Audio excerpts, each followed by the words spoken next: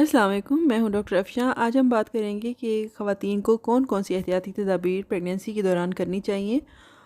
सबसे पहला स्टेप तो ये है कि आपको प्रेगनेंसी से पहले अपने कुछ टेस्ट वगैरह करवा लेने चाहिए, लाइक ब्लड टेस्ट। आपको अपनी हीमोग्लोबिन पता होनी चाहिए और आपको पता होना चाहिए कि आपका ब्लड ग्रुप क्या है, क्योंकि अगर आपकी हीमोग्लोबिन कम है तो आप प्रेगनेंसी प्लान ना करें, पहले आप अपनी हीमोग्लोबिन को ठीक करें। पाकिस्तान में खून की कमी और अनीमिया का मसला जो है वो बहुत ज़्यादा पाया जाता है, जिसकी वजह से मदर कंसीव तो कर लेती हैं लेकिन उनके आगे बहुत ज़्यादा मसले हो जाते हैं। बेबी उनके बहुत ज़्यादा इंट्रायूट्राइन ग्रोथ रिटार्डेशन उनमें पाई जाती है। तो सबसे पहले आपने टाइमली जो है वो अपना डायग्नोज़ करना है कि आपका ब्लड ग्रुप कौन सा है और आपकी एचबी कितनी है। इसके अलावा आपके रिस्क फैक्टर क्या हैं, आप डायबिटिक या हाइपरटेंसिव तो नहीं है। ये चीज़ें आपको पहले से पता होनी चाहिए, प्रेगनेंसी कैरी करने से पहले आपको पता होनी चाहिए ये चीज़ें।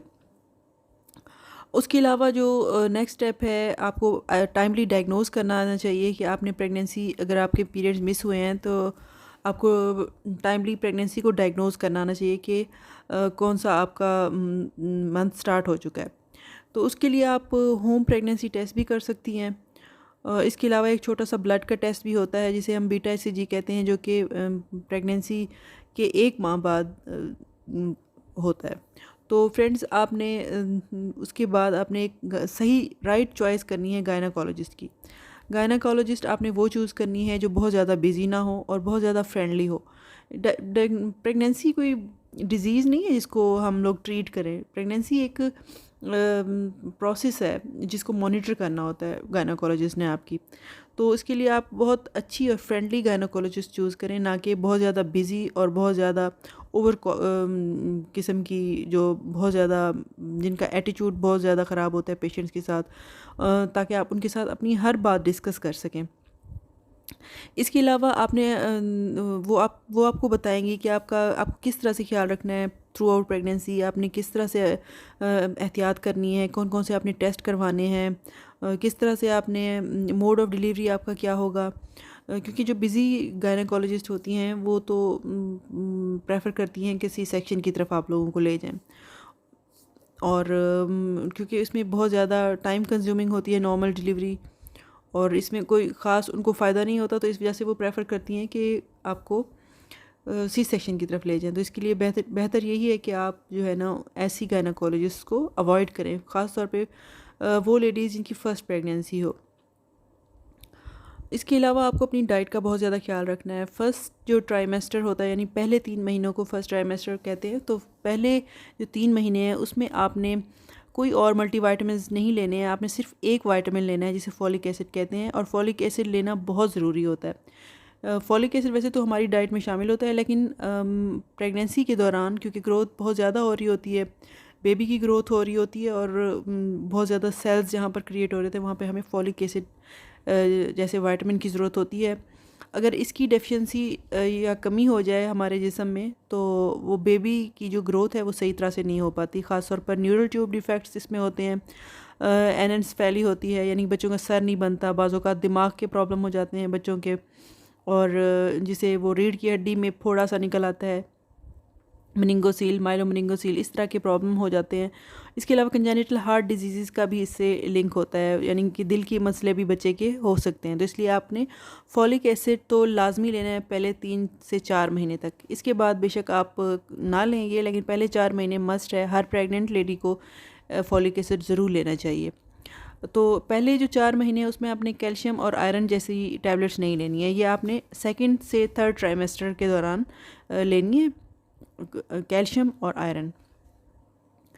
इसके अलावा आपको जो है ना अपनी डाइट का ख़ास ख्याल रखना है। आपने फ़र्स्ट जो ट्राइमेस्टर यानी पहले 3 और उससे नेक्स्ट पहले 6 महीने, यानी पहले 6 महीने आपने कार्बोहाइड्रेट, प्रोटीन और हर किस्म की डाइट लेनी है, लेकिन लास्ट जो 3 मंथ्स है ना उसमें आपने ज़्यादा जो है वो प्रोटीन डाइट लेनी है, जिसमें एग हो गया, गोश्त हो गया, फ्रूट्स हो गए। लेकिन जो शुरू के 3 मंथ्स होते हैं उसमें बहुत ज़्यादा वॉमिटिंग का मसला हो जाता है ख़वातीन को, और बहुत ज़्यादा हेडेक और नोज़िया कुछ ख़वातीन को होता है, और मूड स्विंग्स बहुत ज़्यादा होते हैं। तो आपने अपनी जो ख़वातीन हैं, प्रेग्नेंट लेडीज़ हैं घर में, उनका बहुत ज़्यादा ख्याल रखना है, उनकी डाइट का ख्याल रखना है, और उनको प्रोटीन और कार्बोहाइड्रेट डाइट, ऐसी डाइट जिससे उनको एनर्जी मिले, क्योंकि उनके अंदर पूरा एक इंसान पल रहा होता है, तो उसके लिए बहुत ज़्यादा उनको अच्छी खुराक की ज़रूरत होती है। आपने उनको बहुत ज़्यादा अच्छी और हेल्दी डाइट देनी है। आपने ब्लड प्रेशर रेगुलर मॉनिटर करना है, क्योंकि ब्लड प्रेशर बाज़ औक़ात ऐसा होता है कि ख़वातीन कहती हैं कि हमें ब्लड प्रेशर की बीमारी नहीं है, लेकिन कुछ लोगों को प्रेगनेंसी के दौरान ब्लड प्रेशर और शुगर जैसी बीमारी हो जाती है।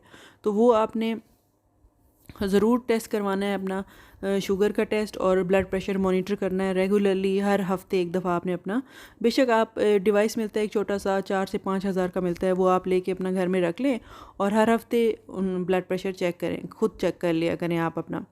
और अगर आपको है इस तरह का कोई इशू तो आप अपनी गायनेकोलॉजिस्ट को ज़रूर मिलें, क्योंकि अगर ब्लड प्रेशर मुसलसल हाई रहे तो फिर बच्चे की ग्रोथ बहुत ज़्यादा कम हो जाती है, जिसे हम इंट्रायूट्राइन ग्रोथ रिटार्डेशन कहते हैं। उसके अलावा ब्लड प्रेशर हाई होने की वजह से लाइकर की अमाउंट भी बहुत कम हो जाती है।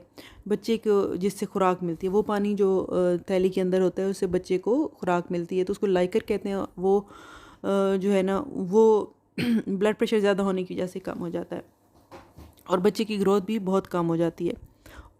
तो आपने ब्लड प्रेशर मॉनिटर करना है और उसको ज़रूर उसके लिए ट्रीटमेंट लेनी है। इसके अलावा कुछ ख़वातीन को शुगर हो जाती है, डायबिटीज़ हो जाती है। इसके अलावा ये भी है कि कुछ ख़वातीन पहले से ही डायबिटिक और हाइपरटेंसिव होती हैं, प्रेगनेंसी यानी कंसीव करने से पहले से ही।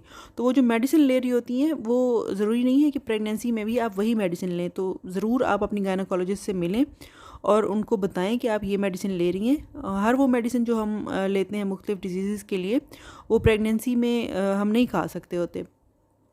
प्रेगनेंसी में जो भी चीज़ आप खाते हैं वो आपका बच्चा भी आपके साथ खा रहा होता है, वही वाली मेडिसिन। तो आपने अपनी डॉक्टर के मशवरे से ही मेडिसिन लेनी है। इस तरह से खुद से कोई मेडिसिन भी आपने प्रेगनेंसी में नहीं लेनी।